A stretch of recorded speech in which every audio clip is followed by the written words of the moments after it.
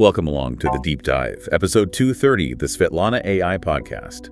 Today, we're diving headfirst into OpenAI's GPT-5. Remember all that buzz, the next giant leap? Well, it seems the landing might have been, let's just say a bit bumpy. You're looking at the hype versus, well, what actually happened. Exactly. And we've got some interesting stuff to look at here. We're digging into user reactions, like actual social media posts, the good, the bad, and the downright confused. And we're pairing that with an AP News report on the launch. It really paints a picture of sky-high expectations meeting a somewhat complicated reality. Complicated is a good word. I mean, the initial pitch was incredible, wasn't it? They were talking potential leap toward real AGI, intelligent coding, creativity, human-like reasoning. Oh, absolutely. Sam Altman himself said it was like talking to a legitimate PhD-level expert on demand. Insiders apparently had great reactions, really setting the bar high. Maybe a little too high, because then, as you said, the internet got involved. Right. And things got polarized fast.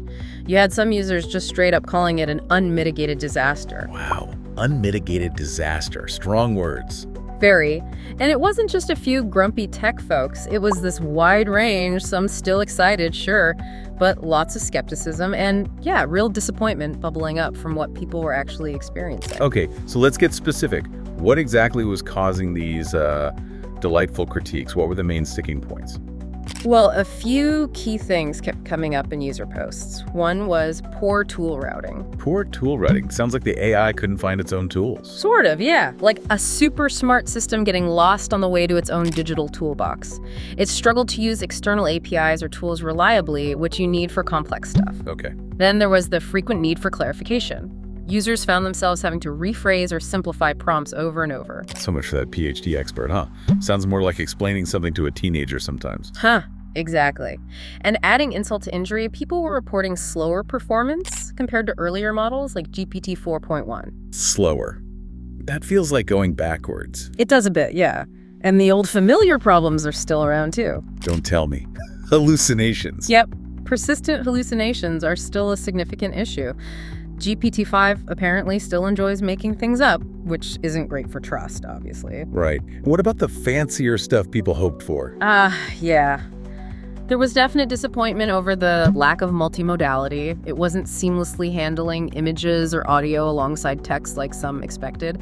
And also the lack of agentic behavior. People wanted something that could take a complex goal and just run with it, plan, adapt. But instead, they got them. Well, one funny post said GPT-5 seemed to be refusing the chatbot job, like it didn't want to just answer questions anymore. Huh. Okay, so it's a moody AI. It wanted a promotion it didn't get. Maybe. It highlights this real tension, doesn't it, between the grand vision and the nuts and bolts reality of using the thing day to day. Definitely. But is it all bad? Or are there actual improvements under the hood, even if they're not flashy? That's the interesting part. Even with the critiques, there's still a sense of modest but significant improvements, technically, maybe in specific reasoning tasks or handling longer inputs. Experts think there's still a lot of headroom for future development. It makes you wonder, right? Is the AI hype train just slowing down a bit, hitting a plateau, or is this just the messy part of innovation? Good question. And the whole thing isn't happening in a vacuum either. The competition is fierce. Absolutely. Anthropic rushing out its Claude chatbot just before GPT-5 launched, that wasn't an accident. I'm trying to steal some thunder. For sure. And Microsoft's already weaving GPT-5 into Copilot. Plus, you have big players like JP Chase noting OpenAI's increasingly fragile moat. Fragile moat, meaning their lead isn't as secure as it once was. Exactly. Which could mean, interestingly, that the next big battleground isn't just capability, but price. Companies might start competing by slashing costs.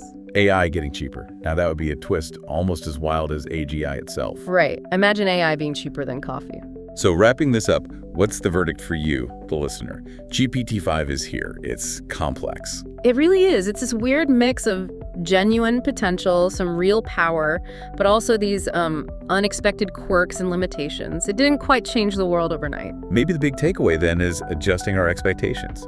Less all-powerful robot overlords arriving tomorrow. And more, really smart assistant who sometimes forgets where it put its keys or makes up facts. Powerful, but needs supervision. Definitely needs supervision. Which leads us to a final thought to chew on.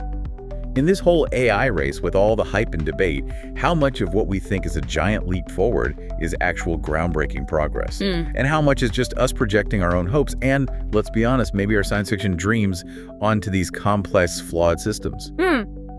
Something to definitely ponder next time your AI assistant confidently tells you something utterly bonkers, like that your cat secretly invested in crypto. Wouldn't surprise me at this point. Thanks for joining us on The Deep Dive.